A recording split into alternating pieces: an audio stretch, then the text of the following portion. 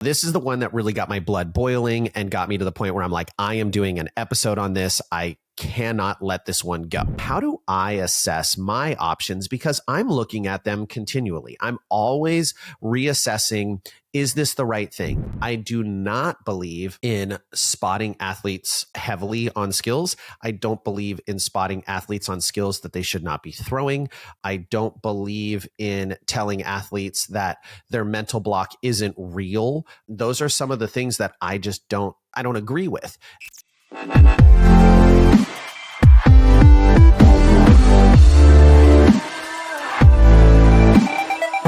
Hello, everyone, and welcome to another episode of the Cheer Biz Podcast. I'm your host, Dan Cotton, and today we are talking about the fact that you have options in the industry. Now, I am so excited to be sitting down with you guys again. I'm back home. I am in my normal studio. I've got my upgraded microphone that I actually bought for my interviews. And I'm loving being back in front of my normal setup, being able to record video and do what I normally do for you guys. I've actually really missed getting to do these regular episodes for you all. So I apologize for the chaos of the summer. I hope you've enjoyed the interview episodes that we've been coming out with. We've got more coming, some really great interviews, and I'm working on setting up some really awesome interviews with business experts as well as cheer experts in the coming months. So stay tuned. We are going to be stepping it up in the end of 2024 and into 2025. I think you guys are going to really enjoy all of the different ways we're going to be bringing you this content. Now, like I said, I'm back home. So as most of you know, I spend my summer traveling and working camps and doing choreography. And on top of that, I work with hundreds of gyms throughout the year on their programs and how to help them grow and how to help them be better businesses. And I am continually shocked as I get out and I interact with people and I work with people and I provide a service for them at the people that have had this feeling of being locked in to doing things in this industry with particular people or particular brands, or like they just don't have any other options. And so I've talked to so many different people who are like, oh, we've always used this one choreographer because there's just no other options. Or we've always gone to these competitions because we just don't have any other choices. Or we've never gone to an overnight camp because we don't have any choices. Or we've always used this tumbling instructor because we don't have any other choices. We can't get anyone else. And it makes me so sad to hear that, because you 100% have options in this industry. There are so many different choices of providers of a variety of services. And I'm going to talk about kind of my big three that I want to dive into, that I've just seen some concerning things with, a feeling of being locked into over the past couple weeks and months as I've traveled the country and talked to different gym owners. But I want to tell you first off, how do I assess my options? Because I'm looking at them continually. I'm always reassessing, is this the right thing? The last thing I want to ever say is, I do this because it's the way I've always done it. Now, sometimes I might say, this is the way I've always done it, and I'm going to keep doing it that way because it works and it's going great. But I need to make that assessment and say, is this the right move moving forward? The first thing I'm going to consider, and I'm going to mention this a number of times, is this the right decision for my budget? Remember, we are a business first, and you need to make sure that the things that you are doing are the right decision for your budget. You can't go out of business to hire the greatest choreographer or bring in some clinician or buy the most expensive uniform or attend the most expensive competition. You have to make sure that you are staying within your budget. It's absolutely critical. Number two is this the right decision for my parents? Am I making a decision that is going to be beneficial to them and the family? So parents / athletes and families, but sometimes parents and athletes don't always agree on what the right decision is. So ultimately, is it the right decision for my families? And is it going to be beneficial for them? Number three, does this bring value to my clients or me and my staff's lives? So is this something that is creating a value add, or is it just something that's happening? And the last one is, does this grow my gym or shrink my gym?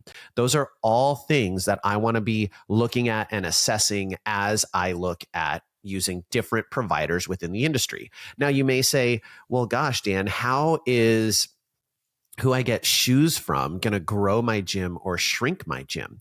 Well, it may grow your gym or shrink your gym by the cost, right? That may be a factor that if you're going with some, and this doesn't even exist, but you're going with some $375 shoe that you require all of your athletes to wear, and the gym down the street does not require that, that's potentially a $375 savings that people can be making, and that may impact the growth of your program. So these are things to think about in every aspect. And you may say no impact, and that's okay.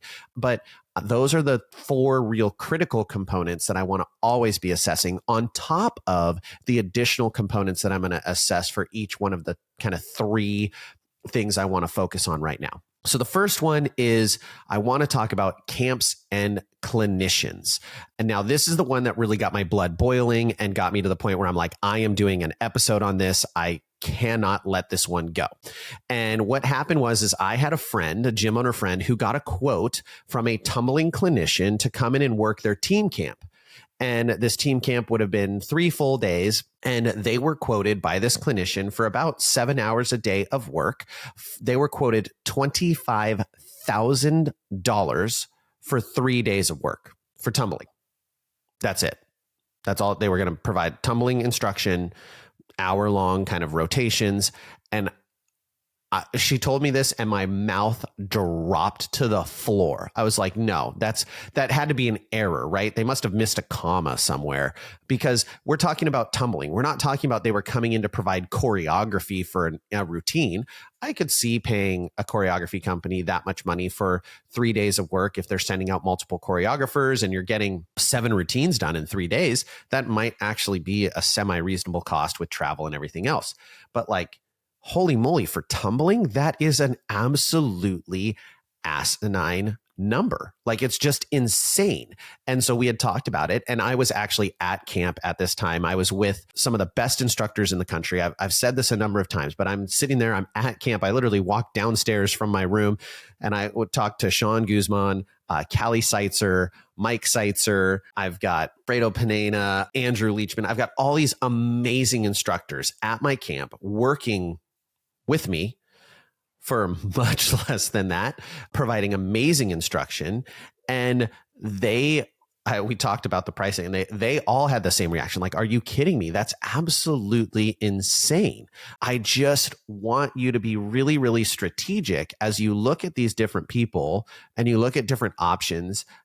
Know that you can get really, really, really great instructors for much less than those kind of price tags. That's unreasonably expensive.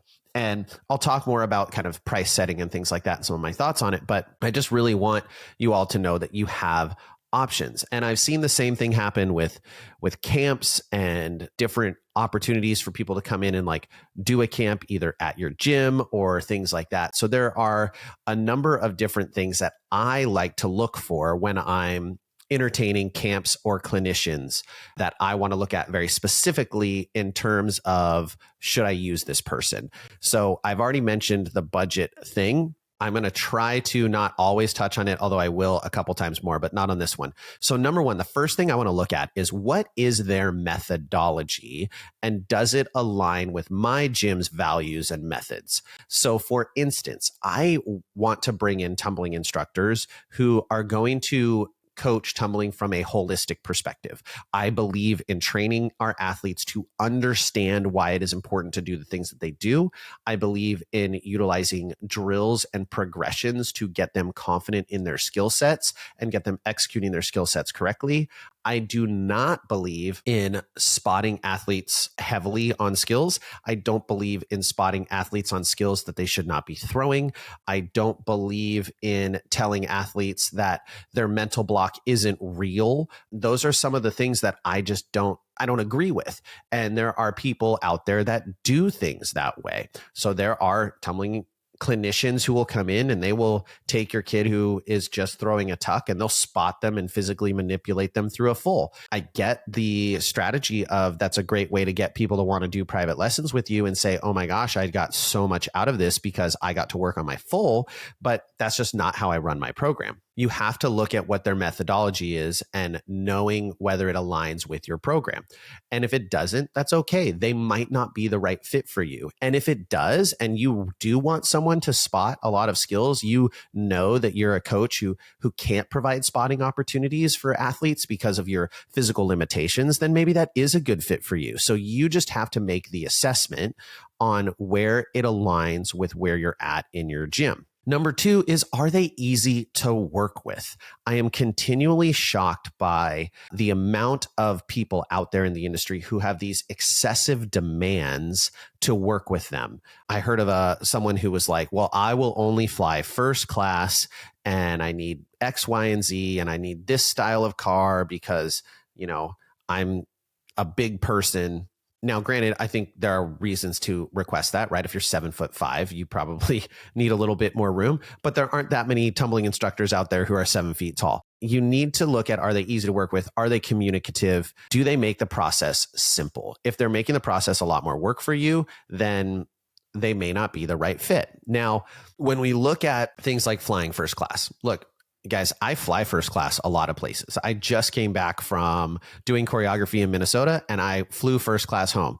And you know what? I didn't even pay for it because I travel so much that I have status. And so when I'm traveling by myself, I get upgraded a lot. So I book main cabin seats and I oftentimes will get upgraded to first class. Now, is that like me flexing? No, it's really not. Is it cool to have status? Yes.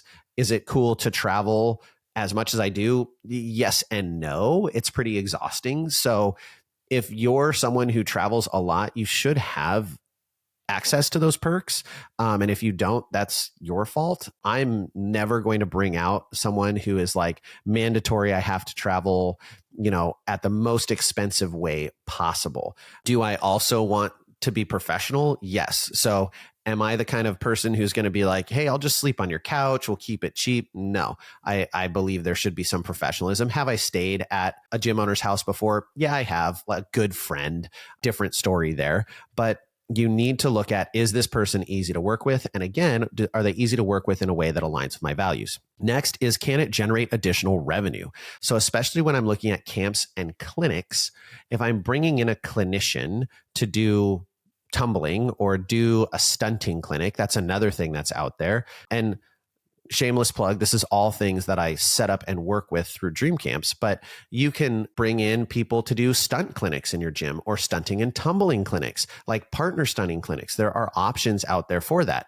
But is this a way to generate additional revenue? So I know there are people out there who do a great job with stunting clinics. They might just charge you a flat fee, or it's going to be this much for the amount of time. And then you can set your own rate in what you're going to charge people to attend those clinics. Then there are others who are going to say the price is this, and you get to keep $10 per registration. I'll tell you that for me as a business, when you say I get to keep $10 per registration and you're charging $150 or even $90, like, it's just, that doesn't excite me. That's not something that I'm going to look at as a business and go, oh yeah, that makes sense, that you're going to come in and you're going to use my facility and you're going to lock it down so I can't make additional revenue, and I'm going to make $100 and you're going to make 5,000. That just doesn't quite make sense. So can I generate additional revenue with this thing? And sometimes I can't, or I have to generate additional revenue by, let's say I'm doing a camp. I have a markup on that camp and it's just a part of my fees. And so I make additional revenue through my pricing there. And maybe you can't. Maybe it isn't something that generates additional revenue, but that's again something to know ahead of time and say, okay, this isn't a revenue generating thing. So now that moves me to my next question of, does this aid in retention? Does this gain new members or improve my team's skills or overall experience on the season? This is one of the ones that I've talked about a number of times, and I'm not going to go into deep detail on, but that's one of the reasons I do camps. That's one of the reasons my team will always attend camp, is because it aids in retention. It does help me gain new members. It improves my team's skills. end, it is a year-long experience for them. It's something that's really important. And so it overall is a win on that aspect. So even if I'm not creating a lot of revenue off of that, the amount of retention and positivity it brings to my program is worth it. So the next thing I want to talk about in terms of options is I want to talk about uniforms for a second. And I will tell you, this is a semi-touchy subject for me that I'm going to go into on another episode, but you have options when it comes to uniforms. That's the biggest thing I want you to take away. There are endless uniform providers, from the random people that message me on Facebook asking if I want uniforms. And I'm like talking people from China who always message me at like 2 a.m. So you have those direct to consumer from the warehouse options. I'm not sure I would recommend those. I think there are some pros and cons. I know people who've done it and had success, and I know people who've done it and had really horrible experiences. So you have to kind of weigh those things out. But if you have that all the way to these multi-million dollar companies that do hundreds of thousands of uniforms every single year and have all of their systems in place and sales reps and all of those different things. So you have a ton of options.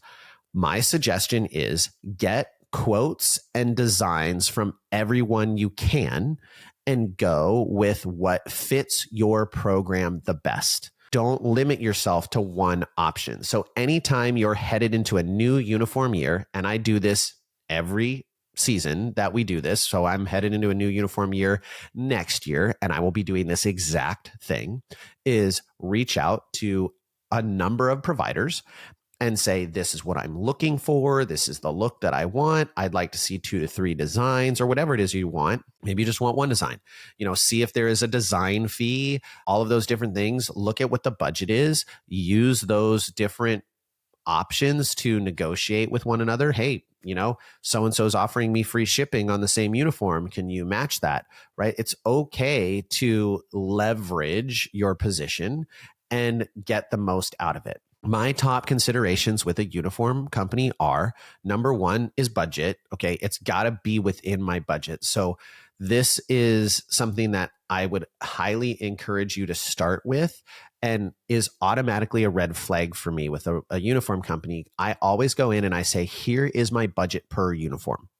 Okay. This is what I want you to design my uniform to. It's X amount of dollars per uni for this team. And if they come back and they go, hey, we know you said your budget was this, but we just designed this one that's like $200 outside of your budget just so you can see it. That's a red flag for me, because that means that they're not respecting me as the customer.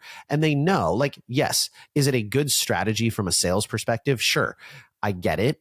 But they're putting me in a position where now they're trying to show me something that they think I'm going to fall in love with, but I've already put out my pricing. I can't just tell all my parents, hey, it's going to be an extra $200 more. And that means that that's going to cut into my profit margin and probably become a loss. So that always puts a sour taste in my mouth. I don't love it. Now, can they do that? Sure. It's their company. They can do whatever they want. But I'm just telling you, that's a red flag for me. I want to make sure that it fits within my budget. Next, I want to know what the delivery process is like. Am I going to be charged for shipping? Is it going to be delivered on time? There are a number of companies out there that are pretty consistent with delivering on time. There are companies that have a reputation for oftentimes being late.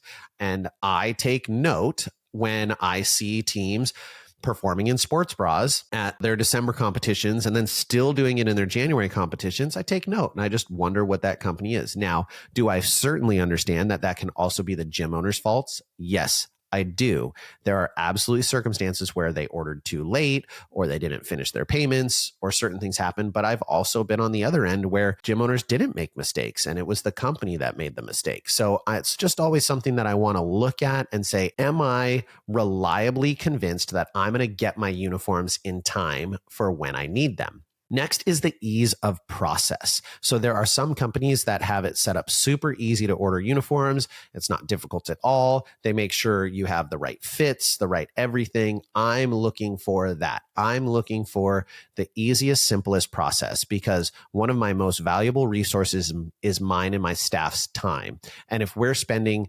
dozens of hours figuring out whose uniform is what and how things look and, fitting everyone and measuring 22 times because the sizers don't actually match what we're going to get in real life. Like all of those different things, it's just creating chaos in the process, and I don't like it. So I want the easiest process possible that is going to deliver consistent and reliable results. Next is customer service. How responsive are they to emails and phone calls?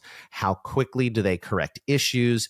How much of a priority do I feel like as a customer? That's something that I'm always assessing from a uniform company, because they provide to so many different brands. You can sometimes feel like you're not the priority.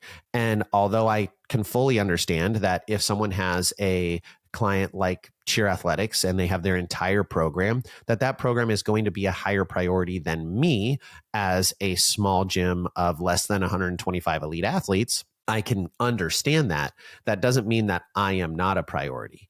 That doesn't mean that I am not important. And that does not mean that I should be shoved to the side for them. Now, I'm not saying I've ever had that happen for Cheer Athletics. So please don't read into that. I'm just using them as an example of a really large program. But I want to make sure that I am getting great customer service throughout. Last is quality of product. Now, this is always a challenging one. You're always going to have quality issues and fit issues because they're mass producing a uniform that is going on a variety of different bodies. Not everyone is built the same. So they're giving you as custom of a piece as they can without it being customized. So if you have a company that will do customization, they'll change sleeve lengths, they'll change waist sizes and things like that for you on the fly. That's super awesome. But I'm looking at the quality. I want to know that when I get my uniforms, I'm not going to have a bunch of them that are messed up. Now, the uniform company that I've used this last year, they sent uniforms that were not right. There were, some of the sparkles were off, or the designs were weird, or some of the hemming was odd, and they corrected it. That goes back now to the customer service, where when there were problems, they corrected them, and they corrected them very quickly and got us a replacement fast. So I appreciate companies that do that. I think you're always going to battle quality. You're certainly going to battle it the more you go overseas. I think you have issues with quality control, especially when the company's not right there. They're outsourcing the production, and then they maybe have a QC person in-house, but it becomes a very complicated process. So I just know that anytime I'm getting something from overseas, like if I'm getting something from China, the quality's probably going to be mediocre, in my opinion, just like I would feel if I'm ordering something off of Wish, or I go on Alibaba and I know I'm ordering something from China and I'm getting it for cheaper. I know that the quality is going to probably be not as good if I were paying a really, really high price from an American made company. It's a factor to consider. I'm not saying I'm only basing it off of quality, but I just want to know that I'm getting quality for what I'm paying, and that if it is not the right quality, that the company is going to correct it. That's really it. So it's quality, customer service, and those two bounce back and forth between each other. I just need to know that I'm going to get the product that I was expecting ultimately. And I know that when I'm getting a uniform from made overseas, a lot of times, that I am not going to get something that is as high of quality as I would get potentially with an American made uniform. Now, you can get American made stuff that's cheap too. So I don't have a good answer for you on this one. It's just something that I want to look at, and I want to make sure that I'm getting my product in hand so I can touch it, feel it, look at how it's designed, and say, is this the quality that I can expect when I order the rest of my uniforms? Both ways. If it's bad quality or good, like, I'm going to reach out and say, is this what I should expect? The last one I want to touch on is competitions. And I know this has been a long episode. Competitions. And I've talked about it a million times already, but even now we are not locked in to, or even me now, right? We're not locked into one company. And I know that historically that may have been the case. Like on the West Coast, you were very locked in. Their varsity was pretty much the only option.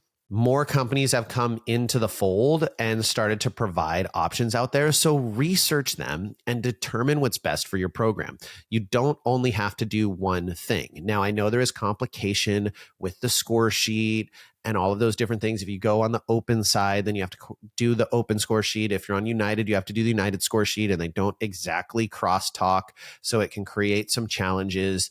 I get that. And that's something that you can work through and talk with your choreographer and make a plan for. But how do I assess my competitions and what I'm going to attend? Well, again, I'm always going to look back at my budget because I set my budget at the beginning of the season. So I have to make sure that whatever competitions I'm doing are fitting within that budget. Number two is I'm looking at what is the reliable delivery of the product. Am I going to these events and am I having a reliably great experience, or am I having a reliably mediocre or reliably bad experience? Like, what is the delivery like? Or am I going and this event is great, but this event sucks, and this event has good judging, and this event has horrible judging? Those are all things that I want to be looking at. I ultimately want my clients to get a reliably delivered product, me and my clients, to know what we're getting in for when we go to a competition weekend.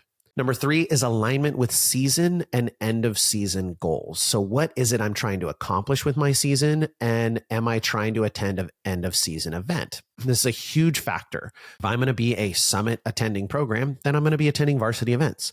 If I'm going to be attending All-Star World Championships, then I'm going to be attending events that have All-Star World Championship bids. If I'm open to attending other end of season events like the Pinnacle with jams, then I'm going to be looking at attending those kind of events. So make sure that your competition selection is aligning with those end of season goals. You're thinking about those things ahead of time.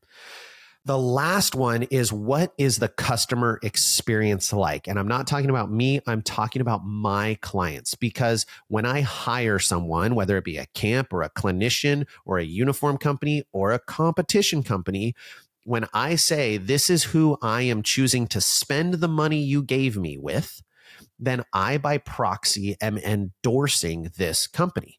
And when I do that and they make my customer's experience bad, it reflects poorly on me as well. And so that is something that I am always assessing. Are they treating my customers with respect? Are they making it a great experience for them? Do I take notice of the price gouging at the door entry? Yes, I do. Those are all factors that I am considering and saying, okay, is this a great experience for my customers? Are there food options at their events? Can my parents eat? Is there adequate parking? Are they picking the right locations? Are they charging them an exorbitant fee?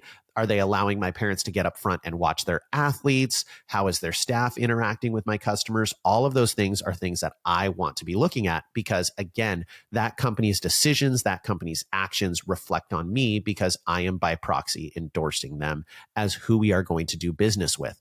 And like I said, the same thing goes with camps, clinicians, choreographers, uniforms, all of those things. Those are all people that you have endorsed, and you, as the steward of your client's money, are saying, you're going to give me your money and then I'm going to spend it with these companies. And if you spend it with companies that don't represent you well and don't treat your clients well, then it's not a super great look. So you've heard me mention at the beginning of the podcast, I used to always say it, to join our groups on Facebook. I've talked about our gym owners, our cheer gym owners group, and our All-Star Cheer coaches and owners page. We have both of those on Facebook. I want you to make sure that you're in those groups because it's a great place to go and ask for advice or feedback or recommendations on things like this. Be cautious when you do that. A lot of times, if you go on and you say, looking for a recommendation of a choreographer who can come to this location, a lot of the times what you're getting are choreographers who are in the group who are saying, oh, I'll message you, right? And I get it. Like you gotta hustle, but also know that that's not a recommendation. That's a sales call. And not saying you can't take it, but also get recommendations, get feedback on who's good, who's great, who's not as awesome. And maybe people are going to reach out to you directly to give you that information and just share their personal experience, but make sure that you're actually getting the information you want. If you are an Academy member, make sure that you're asking those questions in our Academy group. That's our private group for people who are in the Next Gen Owners Academy. If you're in the Cheer Gym Owners group or the All-Star Cheer Coaches and Owners page, you are a part of our community, but you're not in our private Academy group. So make sure you're asking the Academy, and or when you're hopping on your twice a month calls with your coach, you're talking to your coach and asking questions from your Next Gen coach on who they might recommend so they can get you the right people.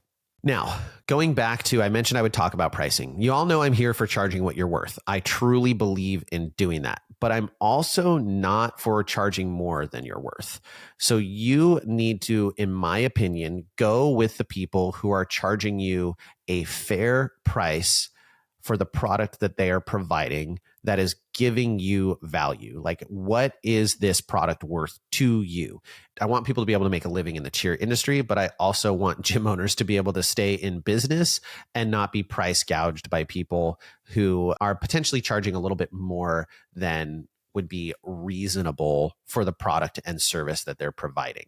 Just think about that as you move forward. Look for providers. And again, if you need advice, if you need help, go to the Facebook group. My parting words are good luck and may the odds be ever in your favor. If you have any specific questions for me, please reach out to me via email, dan@nextgenowners.com, or find me on Facebook. It's Dan Cotton. My new profile picture is me sitting in a chair. I've got a button up, bald head. I'm probably going to change that one because I don't love the photo that much. Make sure to check out our preferred partners as well. NextGen has a number of preferred partners and longtime sponsors. Those people who are preferred partners or have been sponsors of NextGen since the beginning, those are people that we know well, that most of us have used or still use to this day to provide us services. And we've taken the time to vet them. And I can just tell you right now that they all provide a good quality service at a reasonable price for everyone involved. So make sure you're checking out those people as well. They do an amazing job,